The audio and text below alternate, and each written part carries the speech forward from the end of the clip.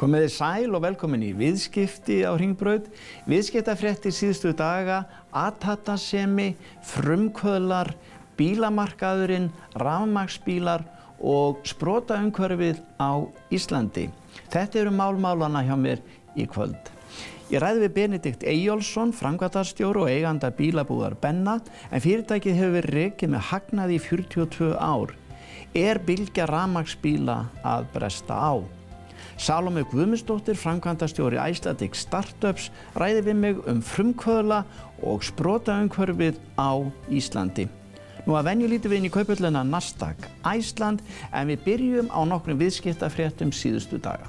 Hjónin Albert Þór Magnússon og Lóa Dagbjörg Kristjánsdóttir hlutu nýverið umboðið í Danmörku fyrir sænsku fataverslunarkeðjuna Lindex og stefna þau að opnun fjölda verslana, þá fyrst í haust í verslunarmiðstöðinni Fields í Kaupmannahöfn. Þetta kom fram í viðtali við þau í viðskiptamókunum. Hjónin hlutu umboð fyrir Lindex á Íslandi árið 2011. Markaður Fréttablaðsins sagði frá því að öll starfsemi Kvikubanka á Íslandi, sem nú til húsa að Borgartúni 25, muni flytjast yfir í Höfðatorgsturnin á næstu mánuðum. Til stendur að starfsemi Kviku verði þá á 3 hæðum, 7., 8. og að hluta af 9. hæð. Í nýrri bók Stefáns Einars Stefánssonar, viðskiptafréttastjóra Morgunblaðsins ris og fall WOW, kemur fram að Björgólfur Thor Björgólfsson hafi tekið þátt í skuldabréfaútboði WOW síðastlið haust og keypt skuldabréf í félaginu fyrir 3 milljónir evra eða andvirði 415 milljónir króna. Þetta gerði hann sem persónulega greiða við Skúla Mogensen.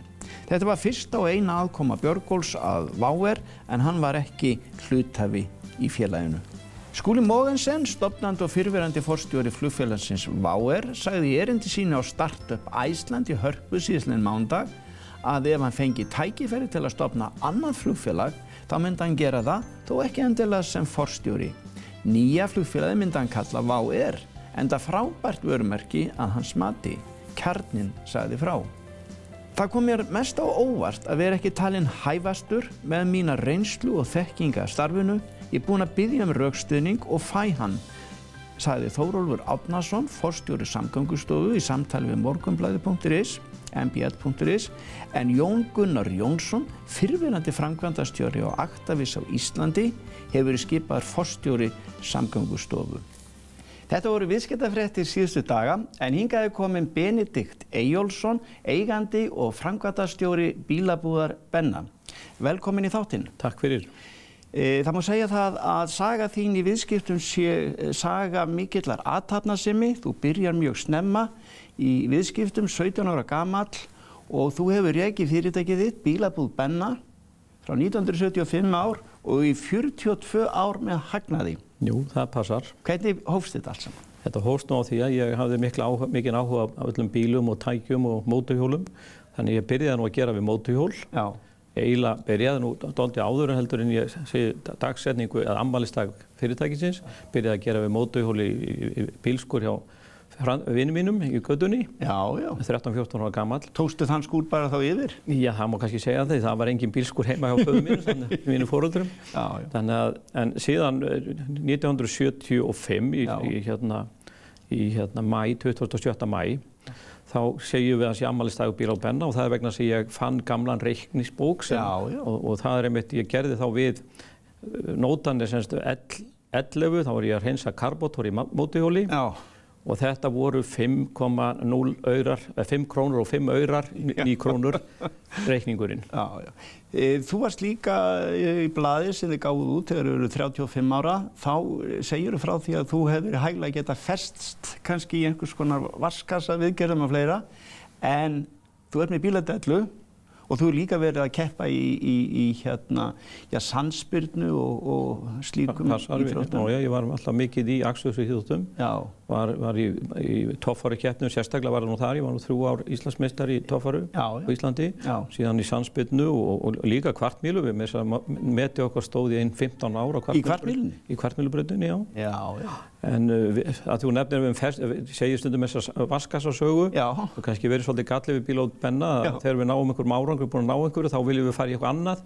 Já, þannig að það eru svona toppar og lægðir. Toppar og lægðir líka og kannski vantar kannski að mjólka kannski út úr hlutunum en í staðinn erum við alltaf að leita einhverju nýju og að því þetta á að vera gaman. Búið að vera frábær árangur. Aðeins svona í bílamarkaði núna í ár, 2019. Þetta, já, það hefur verið bakslag, það er minni sala. Hvernig kemur þetta ár út heldur? Jú, það hefur verið minni sala undanfarnir 6-7 mánuði og auðvitað hafði umræðin í þjóðfélaginu og annað. Bílamarkaðurinn er alltaf viðkvæmur og í rauninni er þetta meiri niðursveifla heldur maður hefði haldið með hvað markaðurinn er að gera vegna þess að bílar... Ertu þá að tala jafnvel um það að sé svona neikvæð umræða kannski? Nei, bara þegar það er neikvæð umræða í þjóðfélaginu eins og þegar Váir fór á hausinn, þegar verkhull eða svona voru yfirvofandi sem urðu ekkert og eru mjög góðir samningar fyrir bæði atvinnulíf og fólki í landinu.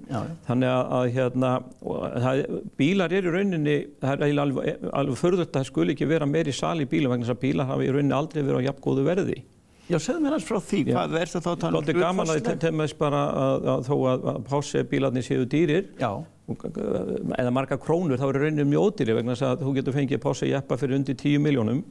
En þegar við kynntum Pásse fyrst í listasafni Reykjavíkur fyrir 13 árum, jeppan, þá kostaði hann eins og ein íbúð í 101. Þá kostaði hann eins og ein íbúð í 101. Já, en núna færðu við sko 5 til 7 fyrir þessa sömu íbúð og eiginlega 3 Pásse fyrir 3 íbúð Breiðholtinu. En auðvitað miklu peningar, en hann er auðvitað hafa íbúður hækkað mikið. Já, og kaupmáttur launa náttúrulega hefur líka aukist. Kaupmáttur launa hefur hækkað frá 2007 yfir 100%. Þannig að í rauninni eru bílar á mjög góðu verði í dag. Förum þá aðeins yfir í framtíðina, það er, skal ég segja þér, það eru rafmagnsbílar, Bylgja rafmagnsbíla framundan, sagði nú kollegiðinn Egill Jóhannsson í Brimborg. Hvað rafmagnsbílar á Íslandi, já þeir eru vantarlega framtíðina? Já sko, ég held í fram að Ísland sé besta land í heimi fyrir rafmagnsbíla. Útskýrðu það? Já, útskýrðu fyrsta lagi sem margir áttar sig ekki á þó að nafnið heiti Ísland, þá er þetta besta land veðurfræðilega. Við erum ekki með 20-30 stiga frost eins og í Finnlandi og Kanada og síðan er ekki með 30-40 stiga hita. Þetta eru mestu óvinir rafmagnsbíla. Það er mikill hiti og mikill kuldi. Þannig að Ísland að þessu leyti er bara besta land í heimi fyrir batteri. Númer 2, þá býr 70% af þjóðinni eiginlega í 60 km radíus. Og svo náttúrulega þetta hreina orkan sem er framleidd með rafmagni, þannig að Ísland er sko í rauninni... Við erum eitt stórt batteri. Við ættum eiginlega að vera sko bara númer 1 og normenn hafa skotist fram úr okkur með mikilli framsýni, en þar til dæmis er reynslan að bílar, fólk það er verið að tala um anti-infrastruktúr á Íslandi, auðvitað er það að hluta til, sérstaklega ef við ætlum að fara að láta til dæmis ferðamenn að keyra á rafmagnsbílum, en samt eru flestir sem hlaða heima hjá sér. Og nú er að koma bílar sem eru þetta 400-500 km drægni og það þýðir það að þú hleður bara kannski bara einu sinni í viku. En segðu mér annað, þú þarf náttúrulega að úrelda bílaflotan, við erum kannski að tala um bílafloti hérna á Íslandi upp á 300-400.000 bíla. Það tekur ákveðin tíma að fara í rafmagni það ekki upp á það að úrelda hérna. Hvernig er best að fara með 10 ára gamlan bíl? Vandamáli kannski í dag er það og það er kannski hluta því að bílamarkaðurinn hefur verið aðeins rólegur. Í könnun sem var gerð í Íslandi var að tala um að 75% af konum að næsti nýju bílir er rafmagnsbíl. Og framleiðendur hafa ekki náð að anna eftirspurn. Og það er í rauninni allir á Íslandi í dag eiga við það vandamál, lúxusvandamál kannski má segja, að það eru fleiri viðskiptavinir heldur en við getum afhent á bílum og þá er ég að tala um rafmagnsbíla. Varðandi úrendling á bílum, sem var gríðarlega mikið skref á Íslandi, það var að taka gamla mengandi bíla, 10 ára til dæmis og eldri, sem eru bæði með biluð mengunarbúnaði, þeir eru líka ekki eins öruggir og nýju bílar. Þetta væri besta leiðin til að ná mengun á bílum á Íslandi niður, vegna þess að það er ekki hægt að fá nóga rafmagnsbílum, þá þurfa að koma þessum gömlu druslum á götunum. Þetta var menn gert í Evrópu. Ríkið styðji einhvern veginn? Já, mér finnst það bara ekkert óeðlilegt vegna þess að bæði kosta þessi bílar í viðhaldi, þeir eru ekki eins öruggir á götunum hérna og svo mengaður og eyða náttúrulega miklu meira eldsneyti. Jafnvel mengunarbúnaðurinn í bílunum sem til að minnka mengun er orðinn bilaður.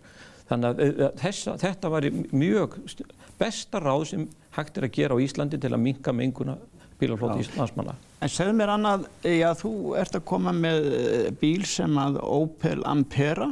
Já, það er gaman að tilkynna það er nú í fyrsta skipti sem ég segi þetta opinlega, vegna sem við vorum bara í seinustu viku að fá kvóta á svona bíl. Þetta er í rauninni, ég vil meina, eitt besti rafmagnsbíl í heimi. Hann keyrir upp undir 400 og 500 km á einni hleðslu.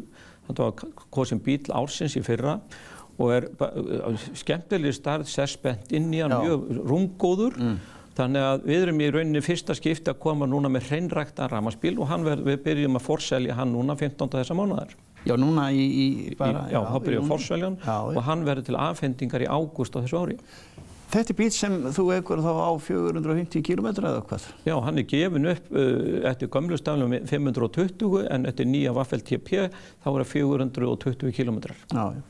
Ef við förum aðeins úr rafmagninu, getum við sagt að það er annað, þú byrjar 17 ára gamall með þitt fyrirtæki, ert með bíladellu, en þú ert ekki einn búin að vera í þessu, þú konaðinn, Margrét Beta Gunnarsdóttir, þið eru búin að vera saman í þessu allan tíma. Já, frá því að voru 17 ára og hún er búin að vinna hjá mér allan tíman. Já. Síðan eru tveir, synir mínir báðir konur í fyrirtæki í dag. Er hún með bíladellu eins og þú? Já. Ég held að hún hafi leitt okkur saman í gamla daga. Já, þið kynntust í gegnum bíladellu. Já, það má segja það. Já, hvað er það sem hún starfar við hjá fyrirtækinu? Hún er gjaldkeri og svo er hún í stjórninni, stjórnarformaður í fyrirtækinu. Já.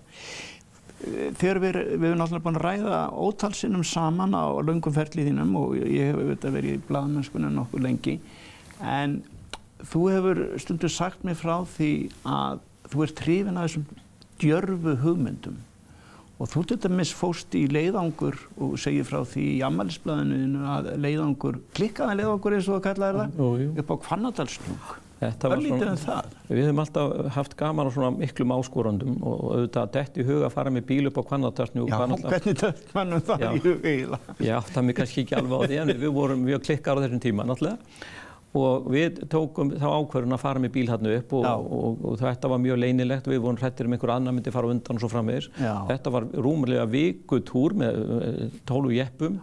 Í rauninni rosalegasti jeppaleiðingur sem nokkuð tíðin að fara á Íslandi. Og verður hann farinn aftur svona? Aldrei. Aldrei? Nei. Þetta var það erfitt. En það er mjög gaman að því að þarna þegar við gerðum þetta 91, þá lögðum við til dæmis gríða því þá var nú kannski ekki orðið eins mikil umræðum umhverfismál í dag. En við skildum ekki eftir einasta bréfmið á jöklunum. Tókum allt tilbaka. Nú það er líka athyglisvert að djarfar hugmyndir þínar, það er það að þið fóru í jeppaleiðangur að Nesjavöllum. Þú sagði mér frá því að það væri 800 jeppar. Það var 83 á afmælistegi ferðarklúbb 74, vorum við fjölskyldadag jeppamannsins og við fengum yfir 800 bíla og það er gaman að við gáum yfir 2000 manns kakó á Nesjavöllum. Nú síðan auðvitað, eins og þú sagðir fyrir í þættinum, að þú varst með Porsche, þú varst með bílömböður í Porsche. Það var ekki bara að þú sýndir henni í listasafninu, það er nú svolítið áskorun að vera með þar. Það var mjög gaman þegar við fórum með á listasafnið og kynntum fyrst Porsche, þegar við kynntum hann á listasafni Íslands og það voru sumir ekki mjög hrifnir af því, en þegar að menn vissu að það var einn bíl á listasafninu í New York og hann héti 911 Porsche, þá sögðu menn að vera í lagi. Já, það var eitt þar. Segðu mér annað og þú sýndir hann líka í Kringlunni og þar var svona á göngum þar og almenningur sá hann þar. Já, meira en það vegna þess að ég var náttúrulega upp á Höfða og þetta var 99 sem við gerðum þetta og Kringlan var náttúrulega ný og allir Íslendingar fóru á Kringluna. Ég vildi sýna Íslendingum hvað Porsche var því að hefðin var kannski ekki sömu og í Evrópu. Þannig að við leigðum í rauninni stórt pláss á besta stað í Kringlunni í nærri 2 ár. Og menn sögðu þetta er algjör klikkunni, ég segi þetta eru bara 4 heilsíður í dagblaði. Ég segi það. Þú ert búinn að vera lengi í þessu og með fjöldamanns í vinnu og þú ert með 4 fern í bílabáð. En segðu mér annað, hvað hefur svona reynst vel þegar þú ert að þessi rekstur og þessi hagnaður, er það að hafa gott fólk, er það lykillinn? Já, það er bara númer 1, 2 og 3 er náttúrulega starfsmennir. Já. Og auðvitað vera svolítið áræðinn og hugmyndir og auðvitað er þetta vinnusemi og svo að skuldsetja sig ekki of mikið. Að skuldsetja sig ekki of mikið, já. Það hefur verið alveg frá upphæði. einhvern veginn haft það alveg í mér. Já, og það líka hefur náttúrulega hjálpað þér.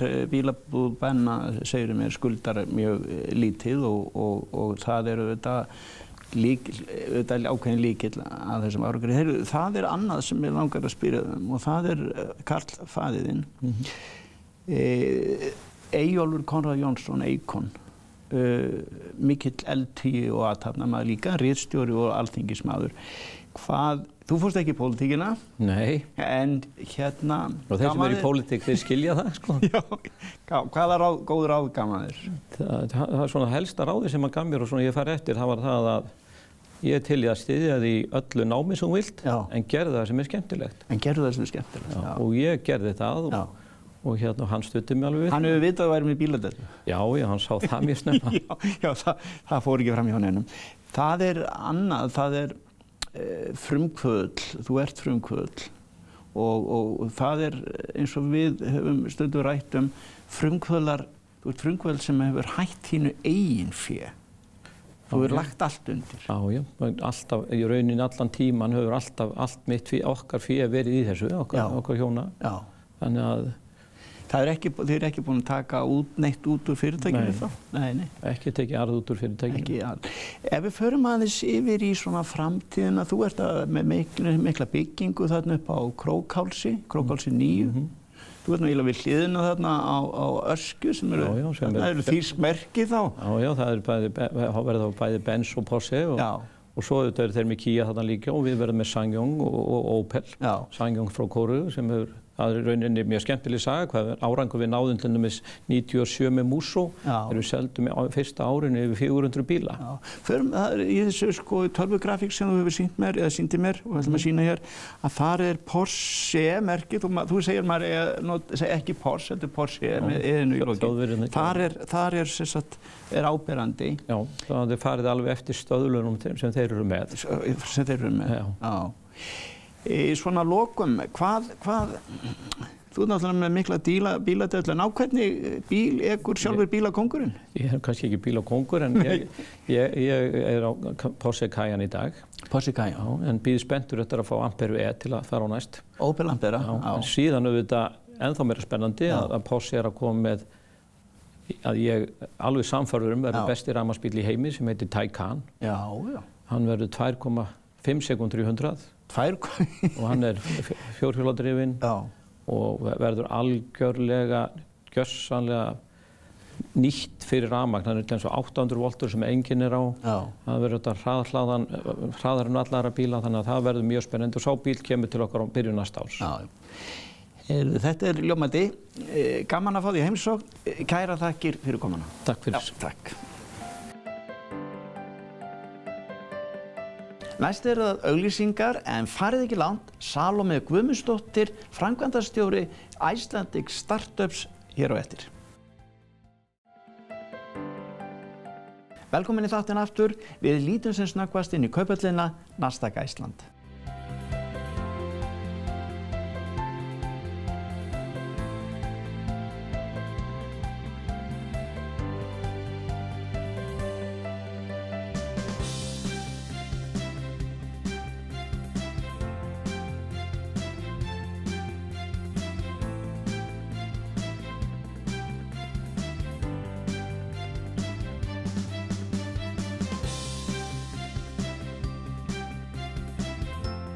Næsti gestur minn Salóme Guðmundsdóttir, framkvæmdastjóri Icelandic Startups. Velkomin í þáttinn. Kæra þakkir. Það hérna startup, Icelandic Startups. Þið eruð að hjálpa, sprotafyrirtækjum og frumkvöðlum. Þið að styðja við nýsköpun. Nú í næstu viku, það búið að segja frá því, þá það Startup Reykjavík. Það 10 fyrirtæki sem þar eru að fara í gang með. Og þetta eru svo kallaðir hraðlar. Já, það rétt. Segðum frá þessu, Startup Reykjavík, 10 fyrirtæki næstu vikum. Já, sko, það sem við gerum hjá Icelandic Startups í raun og veru að styðja frumkvöðla og sprotafyrirtæki. Við erum að hjálpa þeim alveg frá því að hugmynd kviknar og fram að fyrstu jafnvel annarri fjármögnun. Þannig að við erum að hraða þessu ferli og síðan erum við að tengja þá við fjármagni, við reynda frumkvöðla, ýmsar sérfræðinga og stjórnendur og jafnvel leiðandi sprotasamfélög erlendis og út af það gengur þessi hraðall, viðskiptahraðall. Já, en ef við förum aðeins í þetta, það eru hvað 4 hraðlar innan, svo maður hótt átti sjá þessu. Já, akkurat. Icelandic Startups hálfgerð regnhlíf yfir ýmis verkefni og allt frá hugmyndastigi og fram að vexti fyrirtækja.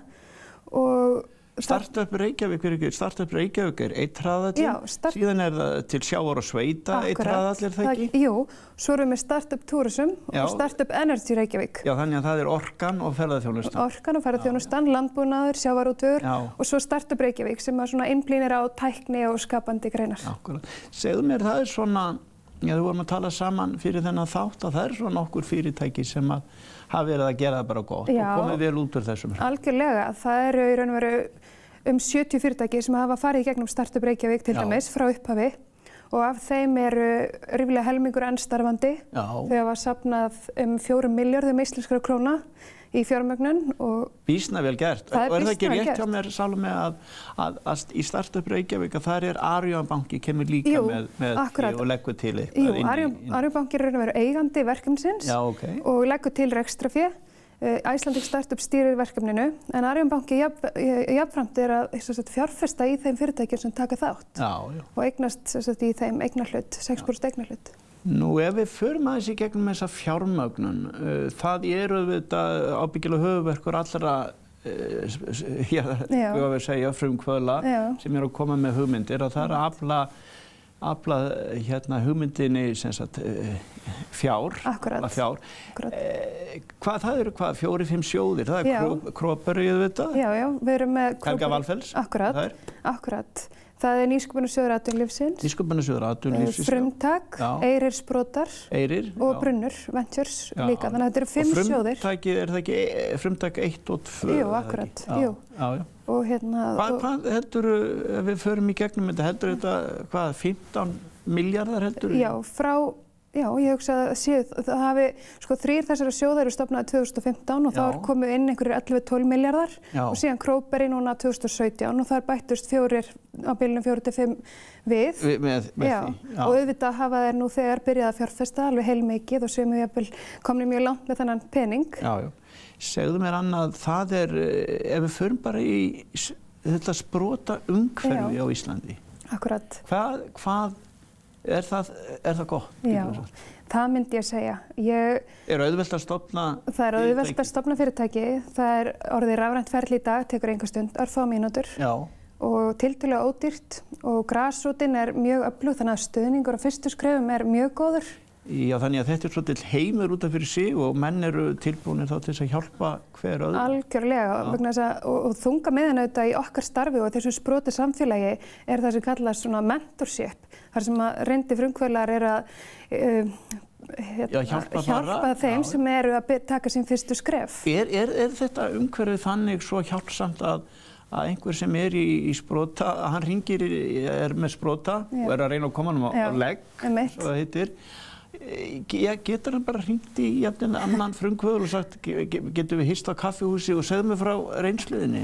Við þetta hjá Icelandic Startups bjóðum upp á þennan samtalsvettvang en það er nú svo hér heima að þú getur í raun og veru labbað út á götu og hitt forstjóra næsta fyrirtæki. Þannig að aðgangur að reynslu er mjög auðveldur hér heima og það er eitthvað sem er mikil kostu við íslenska umhverfið þetta.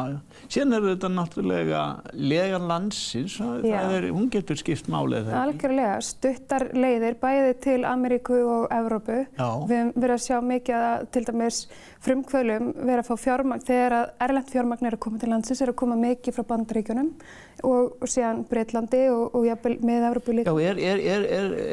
Eru Bandaríkin, eru bandarískir sjóðir þá? Er að koma svolítið fjármagn inn í sprotaumhverfið frá Bandaríkjunum? Það hefur verið að aukast og við höfum verið að sjá fleiri sjóði fjárfesta í íslensku fyrirtækjum. Og kannski svo þróun sem við erum líka að sjá er að erlendu sjóðnir eru að koma inn í aðeins þroskaðri fyrirtæki sem eru þá að fara í annað eða þriðja skipti að safna í svona fjármögnunarhring. Nú síðan auðvitað er nú gaman líka, er það ekki að það er náttúrulega í svona verkefnum í gegnum ykkur að þá hvað ég var að segja, menn eru þá búin að kannski að koma einu fyrirtæki áfram eða á legg, sprota á legg og það er farið að vaxa og það tré, skulum við segja. Þá kannski selja þeir og koma inn aftur. Það er rétt, algjörlega. Og fara inn í nýja. Jú, einmitt, og þeir verða að gerast svona englafjárfestar, eins og kallið á. Já, koma með sérþekkinguna líka.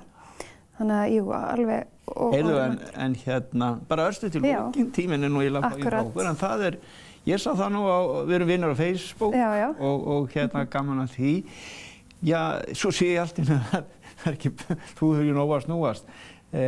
Varst eiga barna á síðasta ári, ert á kafi í sprotaumhverfinu og svo ertu líka í námi við þennan fræga háskóla IECE í Barcelona. Já, einmitt. Takk fyrir það. Já, þetta er ótrúlega skemmtilegt og krefandi. Já, það vantar ekki, en þannig tikka ég best. Já, hvað?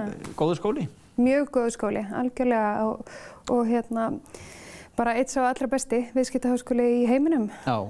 Það var ýmsir Íslendingar verið þarna. Ýmsir Íslendingar verið þarna og ég mæli hiklaust með þessu. Mæli hiklaust. Absolutt, já. Eru gaman að fá því þáttinn? Fleiri ekki þættir með þessu sinni. Við sjáumst eftir viku.